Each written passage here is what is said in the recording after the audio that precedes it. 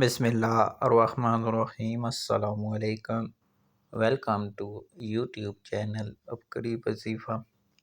صرف 11 مرتبہ یہ آیت پڑھیں، ہر قسم کی پریشانی، مصیبت اور غم سے محفوظ رہیں۔ بعض دفعہ ایسا ہوتا ہے کہ مکمل کوشش کے باوجود صحیح کیا گیا کام غلط ہو جاتا ہے، جس سے کافی پریشانی کا سامنا کرنا پڑتا ہے۔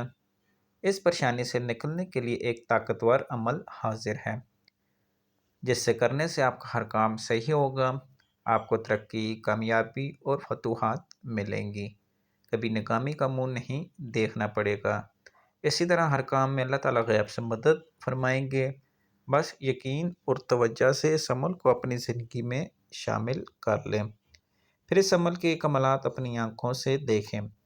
عمل کا طریقہ کار یہ ہے کہ سورہ طلاق کی آیت نمبر 3 صبح شام ہر نماز کے بعد 11 مرتبہ اول آخر 7 مرتبہ درود شریف کے ساتھ پڑھیں۔